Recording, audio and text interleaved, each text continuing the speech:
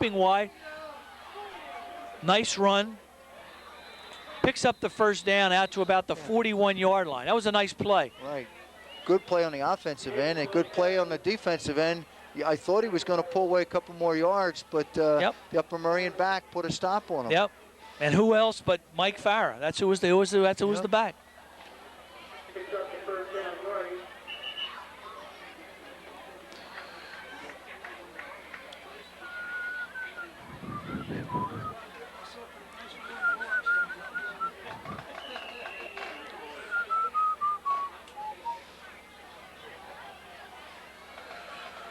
All right, Norristown, a nice little drive here. They're out to their 40-yard line. They're only down 6. Carmona over the ball. Jacobs squeezes out about 4 yards out to the 45-yard line. Sometimes that change in quarterback is a nice lift for them. It could be the catalyst for it. Yeah, they're moving the ball. That's Blake. Again, Upper Merion can't feel that comfortable. Right. And Norristown's feeling, look, we can do this. Yeah, Blake is on the sideline.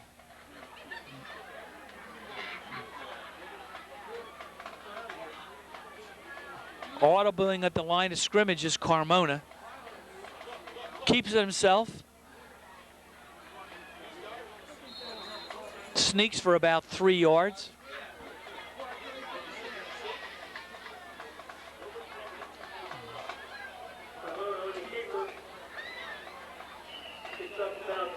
Joe, do you know if number 10 has seen a lot of experience, had a lot of time for them?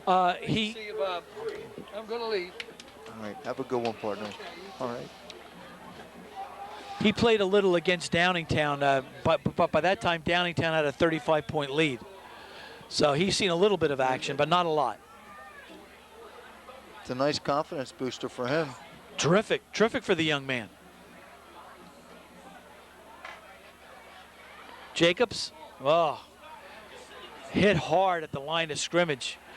Maybe got a yard.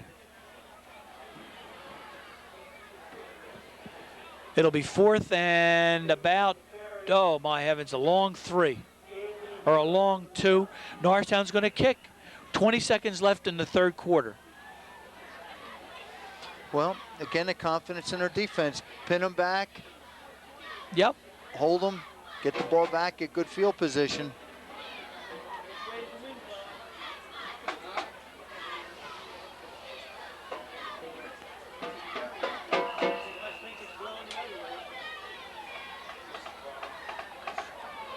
Well, it marks the end of the quarter, Joe.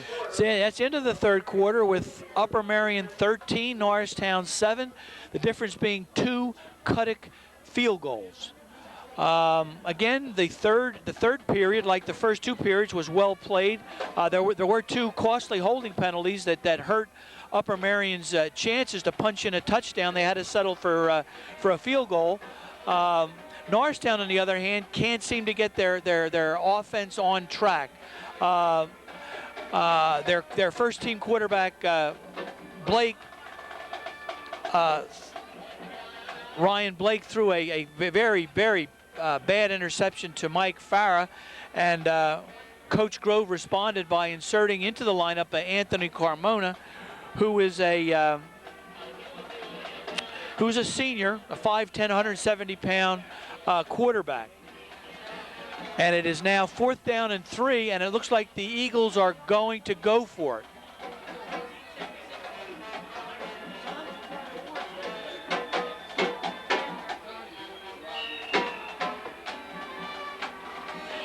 No. Oh, not what?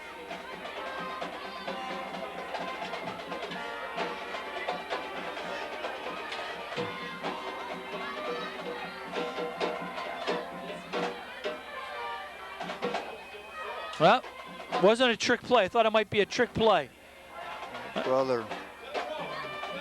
No, you have to wonder about that, though. He got a great roll out of that, but that didn't travel more than 5-6 feet in the air. That's right.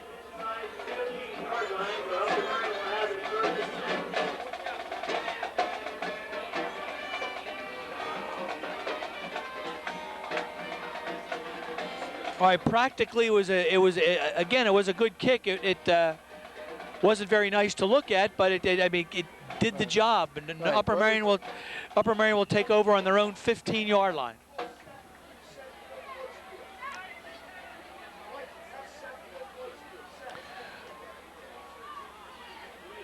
All right, here's Upper Merion in the Delaware wing tee. 2 wing backs, 1 in motion. Handoff up the middle. That was a sweep to the left. I thought at first I was watching the center. It was a good fake. That was a good fake. Does a great job faking the ball. Yep. But not much gain on the ground. No. Maybe 3 yards, 4 yards on the play. That's right.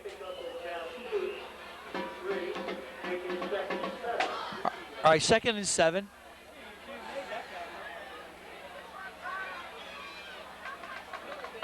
Farrah split wide to the right. Jacobs on him.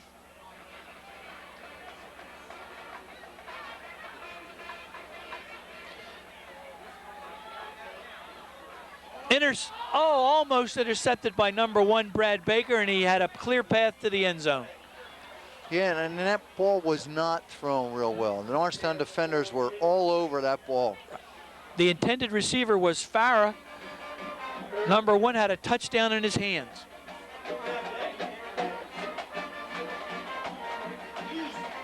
Well, right there. Still have to feel good of your Norristown. You know, it just... All right, it's 3rd and 7. Big possession for both teams.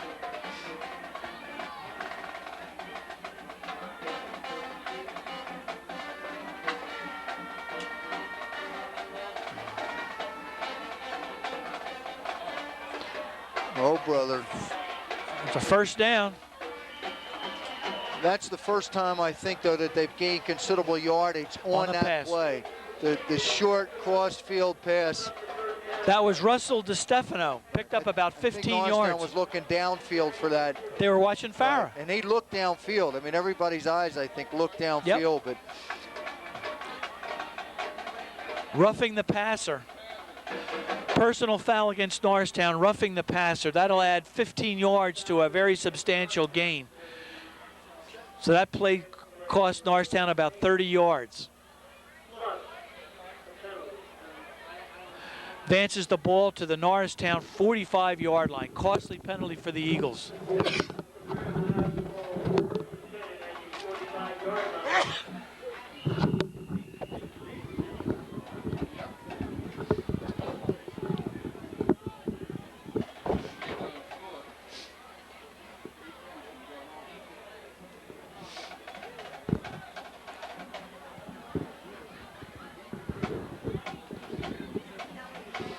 Number 28 is Brett Patterson.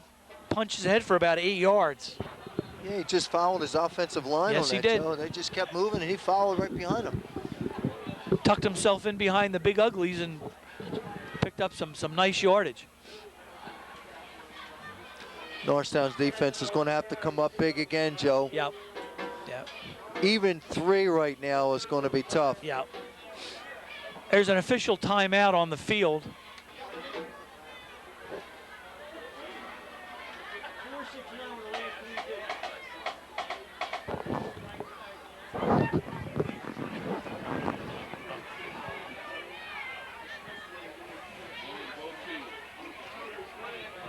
What occurred there is the official called timeout and warned both teams.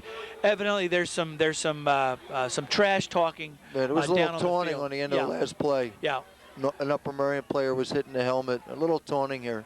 And the referees did the right thing. You want to stop that. You want to cut that off at its knees. You don't want something like that to grow. Nice defensive play by Norristown. Stood the fullback right up. There's Tassonio. It's Tassonio on the carry. 3rd and 1. Well, you know they're going to take 2 possessions to get this. So, but this is such a big series. You can't give up 3. No. 3rd and 1, and you're right. It's 4 down this territory. This could be the most important part of the game. Yep. With the clock and the way Norristown's been going up and down the field, this is critical. 1st down and more. Slashing off tackle was number 28, Russell DiStefano. Big hole in the left side. First down for the Vikings at the Eagle 20-yard line. That was a nice run. Yeah, Norristown has to think turnover here. Three breaks your back. That's a touchdown, another score. And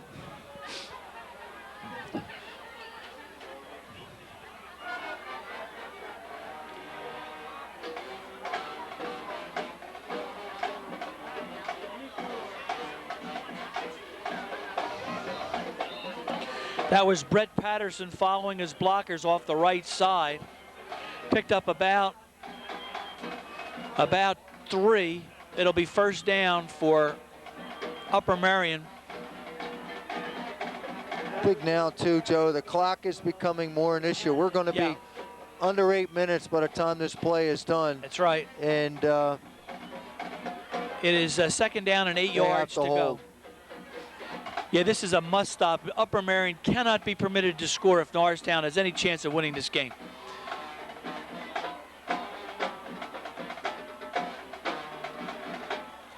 Oh, big hole.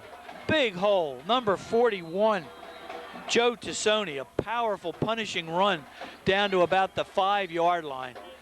He's a load, Bob. He's a hard runner. Took a couple players with him, and you could hear the helmets cracking on that. There's some body contact.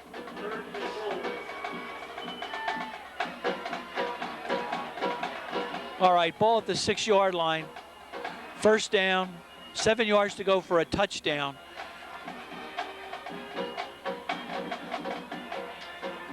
Tassoni again grinds out another 3 yards down to about the 4-yard line.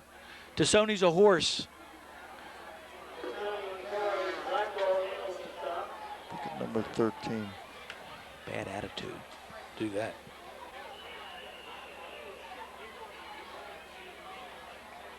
Now.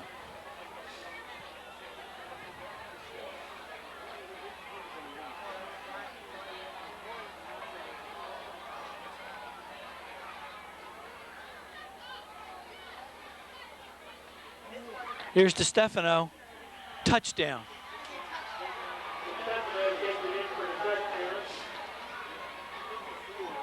Went off left tackle, squirted in for the touchdown. It's interesting to note, Bob, looking at the Norristown sidelines, that young Blake has intentionally separated himself from the rest of the squad. He's standing there all by himself at the 45-yard line. The rest of his teammates are down the other end of the field. Yeah, I'm a little surprised at that, particularly with as critical the possession that was on the defensive end, not to be down there with his teammates. And I understand he's hurting a little bit, but the other side of it is that as a coach, you don't want to see that from a quarterback. He's the leader of the team. Leader of the team. I mean, the point guard in basketball and pitcher in baseball or catcher. Yeah. You know, that's the leader of the team, and he needs to get back with his teammates very quickly, whether he finishes the second half or not. He needs to get back with his team, because right now he is literally 25 yards away from the nearest Eagle player. Right. Something like that could fracture a team spirit and a team sense of unity, something like that. Well, and there's still another game coming up. That's right, a very tough PW game too. And one thing you don't want to do is separate yourself from your players and your coaches. Okay, here's Cuddick to kick off. His extra point was good. It's Upper Merion 20, Norristown 7, with 7 minutes to go in the final period. The three amigos are back for Norristown.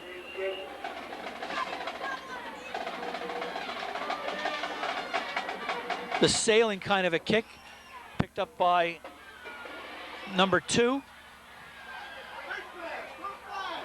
Jake Williams. I thought I saw a face mask. His head was yanked in a way that seemed to indicate that somebody might have grabbed a handful of face guard, but I guess not.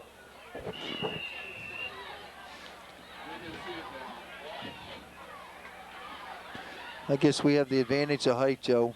we can see things up here that sometimes they should be able to see. You would think at ground level, but when you scout games, you always scout up top. You get a better angle. Right. You get a chance to see things. Even in basketball, right? That's right. Yeah. Basketball, and certainly it seems to be true in football. Ground level doesn't work. Right. All right, here's Carmona still in the game. Single man in the backfield. Jason Thompson, 5 tough yards.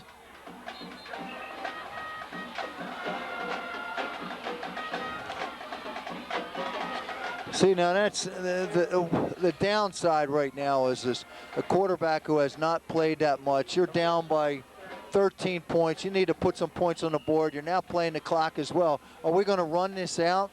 Or are we going to be able to put the ball in the air? And right. I don't know if we're going to be able to put the ball in the air. I think they're going to have to put the ball in the air because they're down. I mean, they're down 13 points. That's 2 scores. Upper Merion has to feel very comfortable because he hasn't shown the ability to throw the ball. Right. And they have only 1 man deep in the defensive secondary.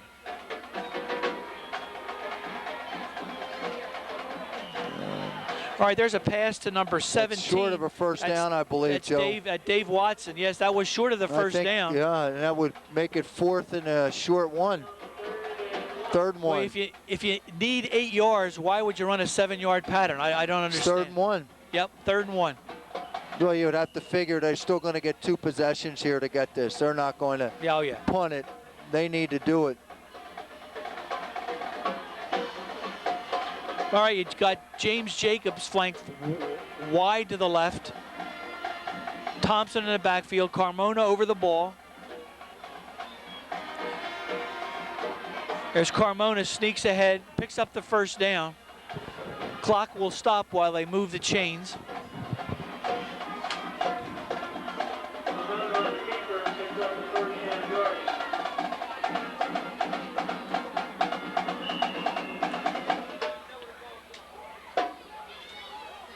Five minutes to go in the game. Getting late for Norristown. Gonna have to put the ball in the air. As dangerous as that is with those ball hawks, the Upper Merion backfield, defensive backfield. Have to throw the ball.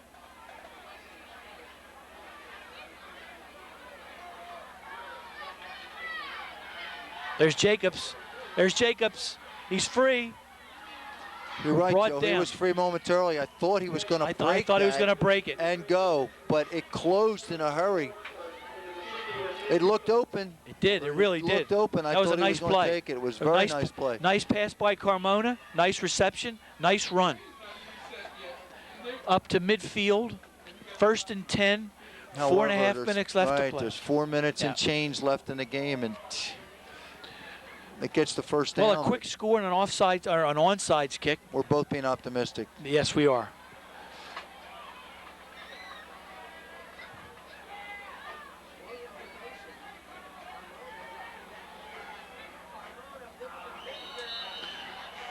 Pass intended for Brad Baker was trapped. Right, he was open to he a was better open. pass, and that's close to another first down, and that's where I'm wondering. The only good thing about a play like that, it stops the clock.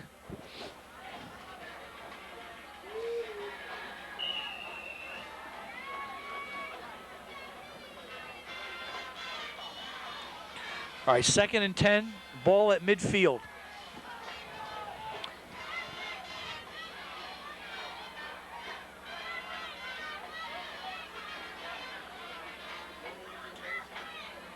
Here's Carmona.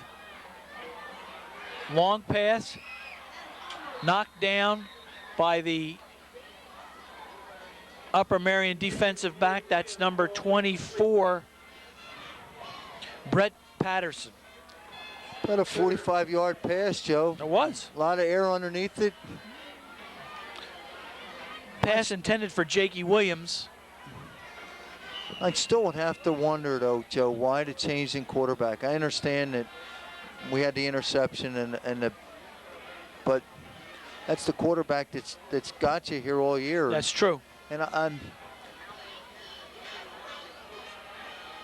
obviously I don't know what's going through Coach Grove's head or what we're missing down here, but but Ryan doesn't seem to be injured. No, he does not. No, and the fact that he's ostracized himself from the rest of his teammates doesn't seem to be injury.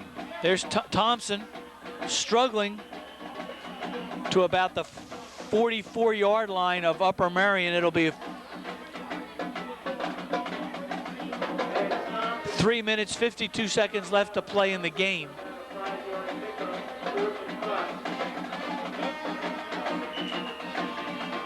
Ball at the Upper Merion 45-yard line. Norristown calls a timeout. That's their first timeout, I believe. They have 2 more to burn.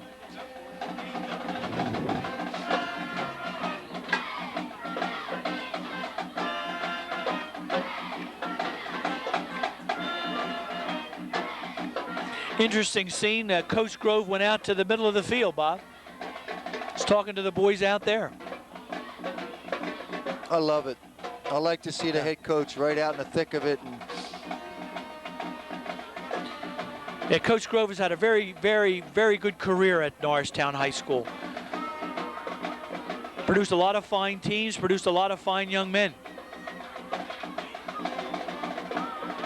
he's been around the block a few times. Yes, Joe. he has. Yes, he has.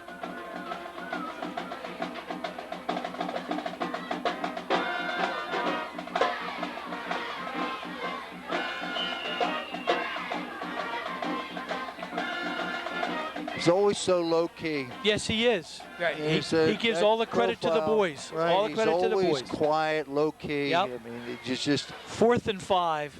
This could be the game for Norristown. 4th and 5. Carmona rolling out, throws, completed pass, clutch pass. Ball caught by number 1, Brad Baker. nice catch too. He Nice bobbled catch. it and stayed with it. Right. He bobbled it, got hit, and stayed Right. with the Right. catch. Nice play. And he knew he was going to get hit too. And nice run, nice movement by the Yes. quarterback. Rolled out, Mm-hmm. made a nice pass, going to his left, Yes. going to his opposite side. Yep. All right, here's Carmona. But if you're Upper Merion, Joe, you can't feel real pressed right now. No. The clock is a real issue. There's a pitch to Jacobs. Sweeps outside. Picks up a very tough 9 yards. Took a nice pitch from Carmona. Difficult play, Wes, to win to that precise moment when you pitch the ball. Carmona showed excellent judgment there. He Made a must nice be pitch. getting a lot of reps. He must have been getting a lot of reps Yeah. in practice because he seems very cohesive with the handoffs and even the plays. It's a good point. Good point.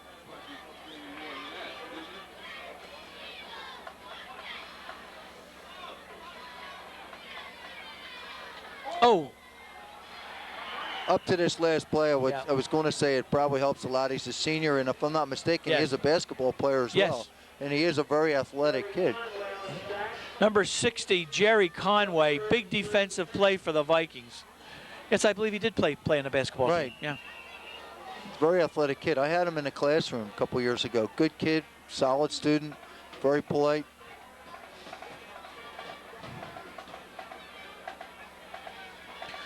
All right, it's 3rd and 9. Ball at the Upper Merion 32.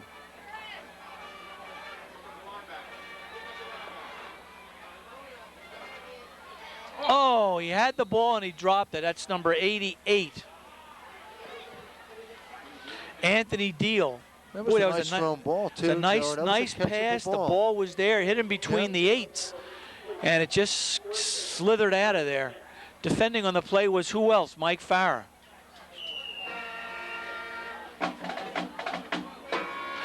All right, 4th and 9. See, Another I do would or have die. to think, too, Coach Grove has got to feel pretty good the way Anthony's been throwing the ball. Yeah. And that may set the table for the PW game.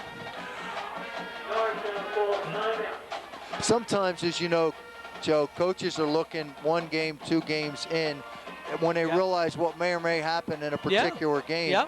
And I'm guessing here, but what Roger has seen PW, he knows what's going on in that game and what their assets and liabilities are, and he may be thinking that this is the man I want to start that game, and based on what PW brings to the table.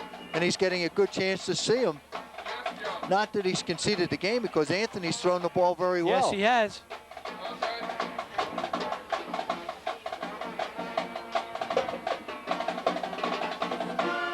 Second timeout. Joe, is that Norristown's timeout?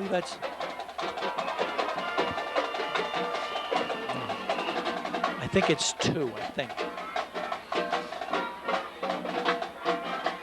Be a real confidence booster if they can punch it in, particularly throwing the ball in the last minute and 47 seconds. Roger's getting a little exercise tonight. Yes, he is. Yes, Hope he is. to get some early sleep tonight. That's a lot of running for him. All right, this is the game. 1:47 to play, 4th and 9. Carmona over the ball, single man in the backfield, looking to throw, looks intercepted by Farah. Intercepted by Farah. He's at the 40, he's at the 35. Face mask, I believe. I believe it was a face mask. Maybe not.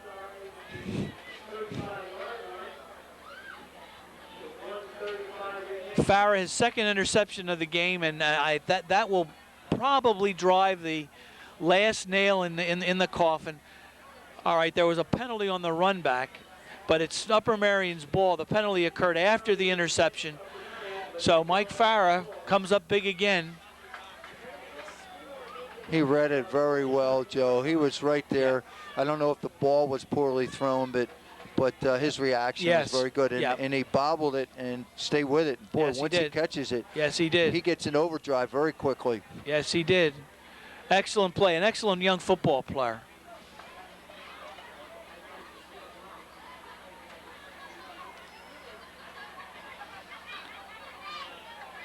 All right, ball on the 49-yard line. Here's a plunge into the line.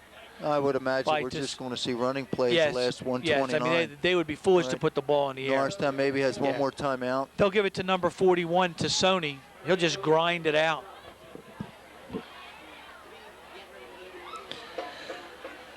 Well, the game started out so well for Norristown. They had a nice, crisp drive, scored a touchdown, and unfortunately, Upper Merion came right back.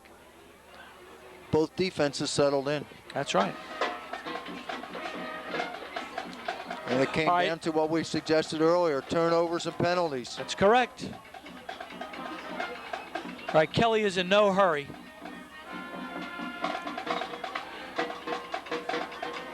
There's number 25. That's Paul McAvoy.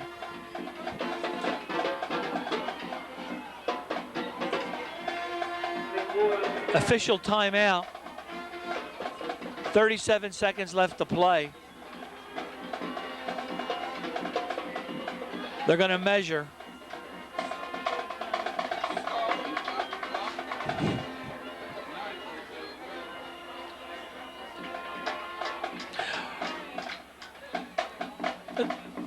The Norristown kids look a little dejected, a little down. I mean, they came into this game with high hopes.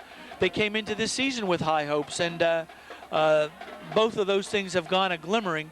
But they have nothing to be ashamed of. They played hard. They played clean. They hustled for the most part. And they just ran into a better club tonight. That's all. And Norristown will have to bury it real quick because they only have a couple days to get ready for the next game. That's they play next Thursday. So they have a very short practice time, right? Less than a week to get ready for the next one. So particularly for a Thanksgiving Day game and a neighborhood rivalry. Yes. You know, coaches have to bury this one real quick. Yeah, and just start put it. Thinking about the next That's one. right. Put it behind you. Start thinking about Plymouth Whitemarsh, because Plymouth Whitemarsh, I'm sure, is thinking about Norristown. All right, they take a kneel. Yeah, let it. All right, 3, 2, 1. That ends the game. All right, the final score, Upper Merion 20, Norristown 7. It wasn't a spectacular win for the Vikings, but it was an efficient win in a classic neighborhood rivalry. The young man who really impressed me, Bob, was Farah. Right. I mean, offensively and defensively, I mean, the young man did everything. The young man did everything Coach Toto asked him to do. Yeah, I just saw Coach give number 22 a hug. Oh. And express his appreciation for his efforts, because he was certainly one of the differences in the game. No doubt about it. No doubt about it.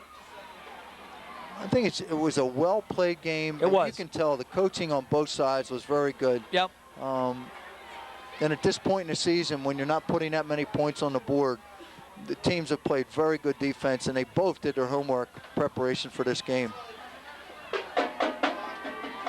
If Upper Merion's been averaging, as you said, Joe, 30-some points a game, Norristown held them to 13 below. Right. I think this is Upper Merion's last game. Again, Norristown has the their Thanksgiving, their Turkey Day Classic against Plymouth Whitemarsh, and depending on any number of circumstances, this may or may not be the last time that I will be speaking with you this football season. If it is, I would like to thank my fellow broadcasters Tom McGee and Bob Koch for making these games that much more enjoyable. I would like to thank Athletic Director Joseph Fabrizio and Head Coach Roger Grove and his dedicated assistants. I would like to thank the young men who wore the blue and white of the Norristown Eagles for their effort, dedication, sacrifice, the members of the gallant little Norristown Marching Band, and of course the ever-enthusiastic cheerleaders. The players, the musicians, the cheering squad all demonstrated consistent pride, spirit, and loyalty to the nth degree.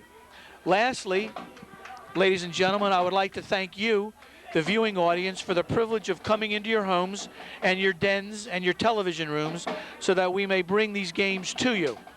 Hopefully the broadcasts have been reasonably entertaining, and both Tom and Bob and I have tried to tell it like it is. Hopefully we'll all be able to do this again come the basketball season. So, speaking for Bob Koch and Tom McGee, this is Joe Highland signing off from Roosevelt Field. Good night and good luck. That's it.